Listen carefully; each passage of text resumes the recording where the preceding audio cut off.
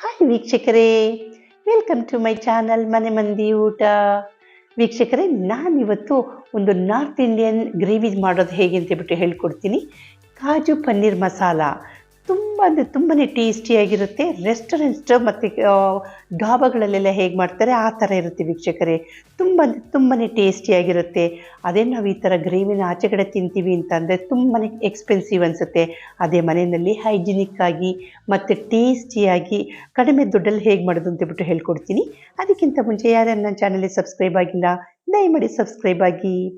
ಬನ್ನಿ ವೀಕ್ಷಕರೇ, ಈಗ ನಾನು ಒಂದು ದಪ್ಪದೊಂದು ಈರುಳ್ಳಿ ತೊಗೊಂಡಿದ್ದೀನಿ. ತೆಳ್ಳಗುದ್ದುದಕ್ಕೆ ಹೆಚ್ಚಿಟ್ಕೊಂಡಿದ್ದೀನಿ. ಇಲ್ಲಾಂದರೆ 2 ಮೀಡಿಯಮ್ ಗಾತ್ರದ ಈರುಳ್ಳಿ ತೊಗೊಳ್ಳಿ. ಮೀಡಿಯಮ್ ಗಾತ್ರದ್ದಾದರೂ ತೊಗೊಳ್ಳಿ. ನಾನಿಲ್ಲಿ ದಪ್ಪ ಸೈಜಿಂದು ಒಂದು ಈರುಳ್ಳಿ ತೊಗೊಂಡಿದ್ದೀನಿ.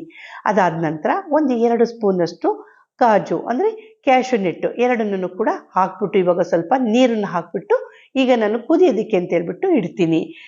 ನೋಡಿ ವೀಕ್ಷಕರೇ, ಇವಾಗ ನೀರನ್ನು ಸ್ವಲ್ಪ ಮುಳುಗೋದಕ್ಕಿಂತ ಸ್ವಲ್ಪ ಜಾಸ್ತಿ ಹಾಕ್ಬಿಟ್ಟು ಇವಾಗ ಒಂದ್ಸರಿ ಮಿಕ್ಸ್ ಮಾಡ್ತೀನಿ. ಮಿಕ್ಸ್ ಮಾಡಿಬಿಟ್ಟು ಇವಾಗ ನಾನು ಕುದಿಯೋದಕ್ಕೆ ಅಂತ ಹೇಳ್ಬಿಟ್ಟು ಇಡ್ತೀನಿ. ಇದೆರಡನ್ನೂ ಕೂಡ ಕುದ್ದಾದ ನಂತರ ರುಬ್ಕೋಬೇಕಾಗತ್ತೆ. ನೋಡಿ ಇವಾಗ ಕುದಿಯೋದಕ್ಕೆ ಅಂತ ಹೇಳ್ಬಿಟ್ಟು ಇಟ್ಟಿದ್ದೀನಿ. ಇದು ಕುದಿಯೋದಕ್ಕೆ ಒಂದು 5 ನಿಮಿಷಗಳು ಬೇಕಾಗುತ್ತೆ ವೀಕ್ಷಕರೇ. ಒಂದು 5 ಮಿನಿಟ್ಸ್ಗಳ ಕಾಲ ನಾವು ಇದನ್ನು ಚೆನ್ನಾಗಿ ಕುದಿಸ್ಕೋಬೇಕಾಗತ್ತೆ. ಆದಷ್ಟು ಕೂಡ ಸ್ವಲ್ಪ ಫ್ಲೇಮ್ ಜಾಸ್ತಿನೇ ಇಟ್ಕೊಂಡ್ಬಿಟ್ಟು ಕುದಿಸ್ಕೊಳ್ಳಿ. ಇದು ಆಲ್ಮೋಸ್ಟ್ ಒಂದು 90% ಬೇಯಬೇಕಾಗುತ್ತೆ. 80 to 90% ಬೇಯಬೇಕಾಗುತ್ತೆ. ನೋಡಿ ಇವಾಗ ಆಲ್ಮೋಸ್ಟ್ ಇವಾಗ ಕುದಿತಾ ಇದೆ. ಕುದ್ಬಿಟ್ಟು ಇವಾಗ ಬೇಯ್ತಾ ಇದೆ. ನೋಡಿ ಈರುಳ್ಳಿ ಮತ್ತು ಕ್ಯಾಶ್ಯೂನಟ್ ಎರಡನ್ನೂ ಕೂಡ ಈ ಥರ ಕ್ಲೀನಾಗಿ ಬೇಯಿಸ್ಕೋಬೇಕಾಗತ್ತೆ. ಬೇಯಿಸ್ಕೊಂಡಾದ ನಂತರ ಈಗ ನೋಡಿ ಈಗ ತೋರಿಸ್ತೀನಿ ಎಷ್ಟು ಬೆಂದಿರಬೇಕು ಅಂತೇಳ್ಬಿಟ್ಟು. ನಿಮಗೆ ಕಾಣಿಸ್ತಾ ಇರ್ಬೋದು, ಆಲ್ಮೋಸ್ಟ್ ಇವಾಗ ಬೆಂದಿದೆ. ಇವಾಗ ಈರುಳ್ಳಿ ಮತ್ತು ಕ್ಯಾಶ್ಯೂನಟ್ ಎರಡನ್ನೂ ಕೂಡ ನೋಡಿ ಇಷ್ಟು ಬೆಂದಿರಬೇಕಾಗತ್ತೆ. ಇಷ್ಟು ಬೆಂದಾದ ನಂತರ ಇದನ್ನು ನಾನು ಇವಾಗ ಸ್ಟೌವಿಂದ ಕೆಳಗಡೆ ಇಳಿಸ್ಕೊಂಡ್ಬಿಟ್ಟು ಸ್ವಲ್ಪ ಫ್ರೆಶ್ ನೀರಲ್ಲಿ ಇದನ್ನು ವಾಶ್ ಮಾಡ್ಕೊಂಡ್ಬಿಡ್ತೀನಿ. ನೋಡಿ ಈಗ ಫ್ರೆಶ್ ನೀರು ಹಾಕೊಳ್ತಾ ಇದ್ದೀನಿ. ಫ್ರೆಶ್ ನೀರು ಹಾಕ್ಕೊಂಡ್ಬಿಟ್ಟು ಇನ್ನೊಂದ್ಸರಿ ಕ್ಲೀನಾಗಿ ಆ ಈರುಳ್ಳಿ ಸ್ಮೆಲ್ಲೆಲ್ಲ ಹೋಗಬೇಕಾಗತ್ತೆ. ಹಾಗಾಗಿ ಸ್ವಲ್ಪ ವಾಶ್ ಮಾಡ್ಕೊತೀನಿ. ವಾಶ್ ಮಾಡ್ಕೊಂಡ್ಬಿಟ್ಟು ಆ ನೀರನ್ನೆಲ್ಲ ತೆಕ್ಕೊಂಡ್ಬಿಡ್ತೀನಿ. ಈ ಥರ ಒಂದು ಪ್ಲೇಟಿಗೆ ಎಲ್ಲ ಬೆಂದಿರುವಂಥ ಈರುಳ್ಳಿ ಮತ್ತು ಕ್ಯಾಶ್ಯೂನಟ್ ಎರಡನ್ನೂ ಕೂಡ ನಾನು ಬೇರೆ ಪ್ಲೇಟಿಗೆ ಶಿಫ್ಟ್ ಮಾಡ್ಕೊತಾ ಇದ್ದೀನಿ. ಶಿಫ್ಟ್ ಮಾಡಿಕೊಂಡು ಅದನ್ನು ನಾನು ಸ್ವಲ್ಪ ನೀರು ಇಲ್ದಂಗೆ ರುಬ್ಕೊಂಡ್ಬಿಟ್ಟು ಬರ್ತೀನಿ. ಅದಕ್ಕಿಂತ ಮುಂಚೆ ಇವಾಗ ನಾನು 1/4 ಟೇಬಲ್ ಸ್ಪೂನಷ್ಟು ಜೀರಿಗೆನ ಹುರಿದ್ಬಿಟ್ಟು ಈಗ ನಾನು ಫ್ರೆಶ್ ಆಗಿ ಪುಡಿ ಮಾಡ್ಕೊಟ್ಕೊತೀನಿ. ಜೀರಾ ಪೌಡರ್ ಇತ್ತು ನಿಮ್ಮ ಮನೆಯಲ್ಲಿ ಅಂದರೆ ಜೀರಾ ಪೌಡರ್ ಯೂಸ್ ಮಾಡಿ.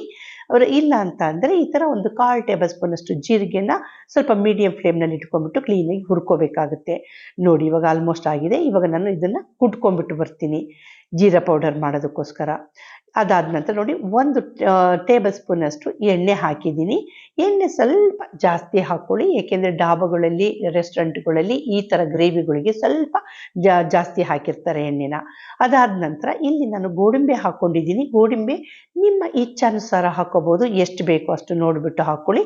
ಏಕೆಂದರೆ ಇದು ತಿನ್ನುವಾಗ ನಮಗೆ ಬಾಯಿಗೆ ಸಿಗ್ತಾ ಇರಬೇಕಾಗುತ್ತೆ. ಹಾಗಾಗಿ ಆದಷ್ಟು ಕೂಡ ಒಂದು 4-5 ಸ್ಪೂನಷ್ಟು ಗೋಡಂಬಿ ಇದ್ದರೆ ಒಳ್ಳೆಯದು. ಇದನ್ನು ನಾನು ಇವಾಗ ಕ್ಲೀನಾಗಿ ಕೆಂಪುಗೆ ಫ್ರೈ ಮಾಡ್ಕೊತೀನಿ. ನೋಡಿ ಇವಾಗ ಇಷ್ಟು ಕೆಂಪುಗಾದರೆ ಸಾಕು. ಇಷ್ಟು ಕೆಂಪುಗಾದ ನಂತರ ಇದನ್ನೆಲ್ಲ ನಾನು ಒಂದು ಬೌಲ್ಗೆ ಎತ್ಕೊತಾ ಇದ್ದೀನಿ. ನೋಡಿ ಇಷ್ಟು ಕೆಂಪುಗಾಗಿದೆ. ತುಂಬ ಕಪ್ಪು ಮಾಡ್ಕೊಳಕ್ಕೆ ಹೋಗ್ಬೇಡಿ. ಇದಾದ ನಂತರ ಅದೇ ಎಣ್ಣೆಗೆ ನಾನು 1/4 ಟೇಬಲ್ ಸ್ಪೂನಷ್ಟು ಜೀರಿಗೆ ಹಾಕಿದ್ದೀನಿ. ಜೀರಿಗೆ ಎಲ್ಲ ಕ್ಲೀನಾಗಿ ಫ್ರೈ ಆಗಿದೆ. ಫ್ರೈ ಆದ ನಂತರ ಅದಕ್ಕೆ ನಾನು ಒಂದು ಈರುಳ್ಳಿನ ಸಣ್ಣದಾಗಿ ಹೆಚ್ಚಿಟ್ಕೊಂಡಿರೋಂಥದ್ದನ್ನು ಅದನ್ನು ಕೂಡ ಹಾಕ್ತಾ ಇದ್ದೀನಿ. ಈರುಳ್ಳಿನ ಏನಕ್ಕೆ ಅಂದರೆ ಗ್ರೇವಿ ಬೇಕಾಗುತ್ತೆ ನಮಗೆ ಸ್ವಲ್ಪ. ಹಾಗಾಗಿ ಗ್ರೇವಿಗೆ ಎಷ್ಟು ಬೇಕು, ನೀವು ಜಾಸ್ತಿ ಜನ ಇದ್ರಿ ಅಂದರೆ ಈರುಳ್ಳಿ ಪ್ರಮಾಣ ಇನ್ನು ಸ್ವಲ್ಪ ಜಾಸ್ತಿ ಹಾಕ್ಕೊಳ್ಳಿ. ಈಗ ನಾನು ಇದೇನು ಮಾಡ್ತಾ ಇದ್ದೀನಿ, ಇದು ಒಂದು 3 to 4 ಮೆಂಬರ್ಸ್ ಸರ್ವಿಂಗ್ ಇರುತ್ತೆ. ಅದಾದ ನಂತರ ಇದಕ್ಕೆ ಜಿಂಜರ್ ಗಾರ್ಲಿಕ್ ಪೇಸ್ಟನ್ನು ಕೂಡ ಆ್ಯಡ್ ಮಾಡಿದ್ದೀನಿ. ಇವಾಗ ಎರಡನ್ನೂ ಕೂಡ ಕ್ಲೀನಾಗಿ ಮೀಡಿಯಮ್ ಫ್ಲೇಮ್ನಲ್ಲಿ ಇಟ್ಕೊಂಡ್ಬಿಟ್ಟು ಫ್ರೈ ಮಾಡ್ತಾ ಇದ್ದೀನಿ. ಇಲ್ಲಿ ಈರುಳ್ಳಿನ ಆದಷ್ಟು ಕೂಡ ಸ್ವಲ್ಪ ಗೋಲ್ಡನ್ ಬ್ರೌನ್ ಬರೋ ತನಕನೂ ಕೂಡ ಫ್ರೈ ಮಾಡಬೇಕಾಗತ್ತೆ. ಇಲ್ಲಾಂದರೆ ಅದು ಒಂಥರ ಹಸಿ ಥರ ಮೆತ್ತಗಾಗುತ್ತೆ. ಹಾಗಾಗಿ ಸ್ವಲ್ಪ ಗೋಲ್ಡನ್ ಬ್ರೌನ್ ಬರಬೇಕು. ಅದಾದ ನಂತರ ಇದಕ್ಕೆ ನಾನು ಎಲ್ಲ ಥರ ಪುಡಿಗಳನ್ನು ಇವಾಗ ಆ್ಯಡ್ ಮಾಡ್ತಾ ಹೋಗ್ತೀನಿ. 1/4 ಟೇಬಲ್ ಸ್ಪೂನು ಅಚ್ಚ ಖಾರದ ಪುಡಿ ಹಾಕಿದ್ದೀನಿ. ಆದಷ್ಟು ಕೂಡ ಡಾರ್ಕ್ ಕೆಂಪಗಿರೋವಂಥ ಮೆಣಸಿನ್ಕಾಯಿ ಪುಡಿ ಬರುತ್ತಲ್ಲ, ಅದನ್ನೇ ಯೂಸ್ ಮಾಡಿದ್ರೆ ಒಳ್ಳೆ ಕಲರ್ ಕೊಡುತ್ತೆ. ಅದಾದ ನಂತರ ಒಂದು ಅರ್ಧ ಟೇಬಲ್ ಸ್ಪೂನಷ್ಟು ಧನಿಯಾ ಪುಡಿ, 1/4 ಟೇಬಲ್ ಸ್ಪೂನಷ್ಟು ಗರಂ ಮಸಾಲ, ಆಮೇಲೆ 1/4 ಟೇಬಲ್ ಸ್ಪೂನಷ್ಟು ಅರಿಶಿನ ಪುಡಿ. ಇಷ್ಟನ್ನು ಕೂಡ ಇವಾಗ ನಾನು ಆ್ಯಡ್ ಮಾಡಿದ್ದೀನಿ. ಈ ಪೌಡರೆಲ್ಲ ಹಾಕುವಾಗ ಆದಷ್ಟು ಕೂಡ ಫ್ಲೇಮನ್ನು ಕಡಿಮೆನಲ್ಲಿ ಇಟ್ಕೊಂಡ್ಬಿಟ್ಟೆ ಇದನ್ನು ಪೌಡರ್ಗಳನ್ನ ಹಾಕಿ, ಇಲ್ಲ ಅಂದರೆ ಎಲ್ಲ ತಳ ಹತ್ತೋ ಚಾನ್ಸಸ್ ಇರುತ್ತೆ. ಇದನ್ನು ನಾನು ಒಂದು 35 to 40 ಸೆಕೆಂಡ್ಸ್ಗಳ ಕಾಲ ಕ್ಲೀನಾಗಿ ಎಣ್ಣೆಯಲ್ಲಿ ಫ್ರೈ ಮಾಡ್ಕೊತೀನಿ ಈ ಪೌಡರ್ಗಳನ್ನೆಲ್ಲ. ಇದು ಮಾಡಿದ ನಂತರ ಇದಕ್ಕೆ ನಾನು ಟೊಮೆಟೊ ಹಣ್ಣನ್ನು 1ರಿಂದ 1.5 ಟೊಮೆಟೊ, ಜಾಸ್ತಿ ಏನು ಬೇಡ, ಒಂದೇ ಒಂದು ಟೊಮೆಟೊ ಹಾಕಿದ್ರೆ ಸಾಕು, ಮೀಡಿಯಮ್ ಗಾತ್ರದ್ದು. ಇಲ್ಲ ಜಾಸ್ತಿ ಜನ ಇದ್ದಾರೆ ಅಂದರೆ 1.5 ಟೊಮೆಟೊ ಹಾಕೋಬೇಕಾಗತ್ತೆ. ಸೊ ಅದನ್ನು ಕೂಡ ಸಣ್ಣದಾಗಿ ಹೆಚ್ಚಿಬಿಟ್ಟು ನಾನು ಇಲ್ಲಿ ಹಾಕಿದ್ದೀನಿ. ಹಾಕ್ಬಿಟ್ಟು ಇವಾಗ ಕ್ಲೀನಾಗಿ ಮಿಕ್ಸ್ ಮಾಡ್ತೀನಿ. ನೋಡಿ, ಇದನ್ನು ನಾನು ತೊಳೆದು ಬಿಟ್ಟು ಇಟ್ಕೊಂಡಿದ್ನಲ್ಲ ಕ್ಯಾಶ್ಯೂನಟ್ ಮತ್ತು ಈರುಳ್ಳಿ, ಅದನ್ನು ಇವಾಗ ನೀರು ಇಲ್ದಂಗೆ ರುಬ್ಕೊಂಬಂದಿದ್ದೀನಿ. ಇದು ರುಬ್ಬುವಾಗ ಯಾವುದೇ ಕಾರಣಕ್ಕೂ ಕೂಡ ನೀರನ್ನು ಆ್ಯಡ್ ಮಾಡ್ಕೋಬಾರ್ದು, ಹಾಗೆಯೇ ರುಬ್ಕೊಂಬರಬೇಕು. ನೋಡಿ, ಇವಾಗ ನಾನು ಅದನ್ನು ಕೂಡ ಇವಾಗ ಆ್ಯಡ್ ಮಾಡಿದ್ದೀನಿ. ರುಬ್ಕೊಂಬಂದಿರೋ ಅಂಥ ಒಂದು ಗ್ರೌಂಡ್ ಮಾಡಿರೋ ಅಂಥ ಈರುಳ್ಳಿ ಮತ್ತು ಕ್ಯಾಶ್ಯೂನಟ್ಟನ್ನು ಹಾಕಿದ್ದೀನಿ. ಹಾಕ್ಬಿಟ್ಟು ಚೆನ್ನಾಗಿ ಮಿಕ್ಸ್ ಮಾಡ್ತೀನಿ. ಇದನ್ನು ಹಾಕುವಾಗಲೂ ಕೂಡ ಆದಷ್ಟು ಕೂಡ ಫ್ಲೇಮನ್ನು ಕಡಿಮೆ ಇಟ್ಕೋಬೇಕಾಗತ್ತೆ. ಮತ್ತು ಅದೇ ಜಾರಿಗೆನೇ ಸ್ವಲ್ಪ ನೀರನ್ನು ಹಾಕ್ಕೊಂಬಿಟ್ಟು ಕ್ಲೀನಾಗಿ ತೊಳೆದುಬಿಟ್ಟು ಹಾಕಬೇಕಾಗತ್ತೆ. ಹಾಕ್ಬಿಟ್ಟು ಚೆನ್ನಾಗಿ ಒಂದ್ಸರಿ ಮಿಕ್ಸ್ ಮಾಡ್ತೀನಿ. ಈ ಸಂದರ್ಭದಲ್ಲಿ ಸ್ವಲ್ಪ ಬೇಕಂದರೆ ಉಪ್ಪನ್ನು ಕೂಡ ಆ್ಯಡ್ ಮಾಡ್ಕೋಬೇಕಾಗತ್ತೆ ನಾವು, ಇಲ್ಲ ನೀವು ಕೊನೆಯಲ್ಲಾದ್ರೂ ಹಾಕ್ಬೋದು. ಸೊ ಈಗ ನಾನು ಗ್ರೇವಿನ ಕುದಿಯೋದಕ್ಕೆ ಅಂತೇಳ್ಬಿಟ್ಟು ಬಿಟ್ಟಿದ್ದೀನಿ. ನೋಡಿ, ಕುದೀತಾ ಇದೆ. ಈಗ ಚೆನ್ನಾಗಿ ಕುದ್ದಾದ ನಂತರ ನೋಡಿ, ಪನ್ನೀರ್ನ ಇಷ್ಟು ಸಣ್ಣದಾಗಿ ನಾನು ಕಟ್ ಮಾಡಿ ಇಟ್ಕೊಂಡಿದ್ದೀನಿ ರೆಕ್ಟ್ಯಾಂಗ್ಯುಲರ್ ಶೇಪ್ನಲ್ಲಿ. ಅದನ್ನು ಕೂಡ ಇವಾಗ ನಾನು ಆ್ಯಡ್ ಮಾಡ್ತಾ ಇದ್ದೀನಿ. ಇಲ್ಲಿ ಆದಷ್ಟು ಕೂಡ ಸಣ್ಣದಾಗಿ ಕಟ್ ಮಾಡಿ ಇಟ್ಕೊಂಡ್ರೆ ಒಳ್ಳೆಯದು. ಏಕೆಂದರೆ ದಪ್ಪ ದಪ್ಪ ಕಟ್ ಮಾಡ್ಕೊಂಡ್ರೆ ಅದರೊಳಗಡೆ ಉಪ್ಪು ಆಮೇಲೆ ಮಸಾಲೆ ಎಲ್ಲ ಹಿಡಿಯೋದಿಲ್ಲ ಪನ್ನೀರ್ ಒಳಗಡೆ. ಹಾಗಾಗಿ ಆದಷ್ಟು ಕೂಡ ಸಣ್ಣದಾಗಿ ಕಟ್ ಮಾಡ್ಕೊಂಡ್ರೆ ಒಳ್ಳೆಯದು ಪನ್ನೀರ್ನ. ಅದಾದಮೇಲೆ ಇನ್ನೊಂದು ಸ್ವಲ್ಪ ಪನ್ನೀರ್ನ ಸ್ವಲ್ಪ ಈ ಥರ ಪುಡಿ ಮಾಡಿಬಿಟ್ಟು ಹಾಕಬೇಕಾಗುತ್ತೆ. ಆವಾಗನೇ ಅದು ತಿನ್ನುವಾಗ ತುಂಬ ಅಂದರೆ ತುಂಬಾ ಟೇಸ್ಟ್ ಕೊಡೋದು.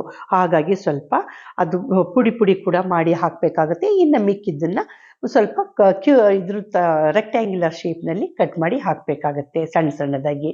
ನೋಡಿ, ಇವಾಗ ಇಷ್ಟನ್ನು ಹಾಕಿದಂತ ಮತ್ತೆ ಏನು ಒಂದು 30 ಸೆಕೆಂಡ್ಸ್ಗಳ ಕಾಲ ಸ್ವಲ್ಪ ಮೀಡಿಯಂ ಫ್ಲೇಮ್ನಲ್ಲಿ ಇಟ್ಕೊಂಡ್ಬಿಟ್ಟು ಕುದಿಸ್ಕೋಬೇಕಾಗತ್ತೆ. ಈಗ ಆ ಲಾಸ್ಟಲ್ಲಿ ಏನು ಮಾಡಬೇಕು, ನಾನೇನು ಕರೆದಿಟ್ಕೊಂಡಿದ್ನಲ್ಲ ಕ್ಯಾಶ್ಯೂನಟ್ಟು, ಅದನ್ನು ಕೂಡ ನಾನು ಮಿಕ್ಸ್ ಮಾಡಿದ್ದೀನಿ.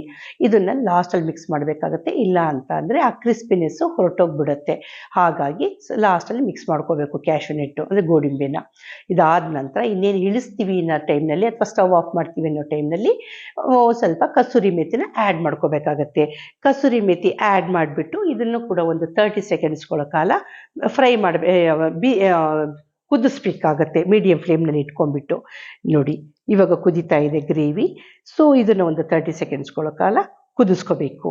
ಅದ್ರ ಜೊತೆಯಲ್ಲಿ ನೀವು ಆ ಒಂದು ಕನ್ಸಿಸ್ಟೆನ್ಸಿನ ನಿಮಗೆ ಎಷ್ಟು ಗಟ್ಟಿ ಬೇಕು ಅದಕ್ಕೆ ನೋಡಿ, ಇನ್ನೂ ಸ್ವಲ್ಪ ತೆಳ್ಳಗೆ ಬೇಕು ಅನ್ನೋದಾಯಿತು ಅಂದರೆ ಚೂರು ನೀರು ಆ್ಯಡ್ ಮಾಡ್ಕೊಳ್ಳಿ. ಇಲ್ಲ ನಿಮಗೆ ಇಷ್ಟೇ ಥಿಕ್ನೆಸ್ ಬೇಕು ಅಂದರೆ ಹಾಗೆ ಇಟ್ಕೋಬೋದು. ನೋಡಿ ವೀಕ್ಷಕರೇ, ಇವಾಗ ಆಲ್ರೆಡಿ ಕುದೀತಾ ಇದೆ. ತುಂಬಾ ಟೇಸ್ಟಾಗುತ್ತೆ ವೀಕ್ಷಕರೇ.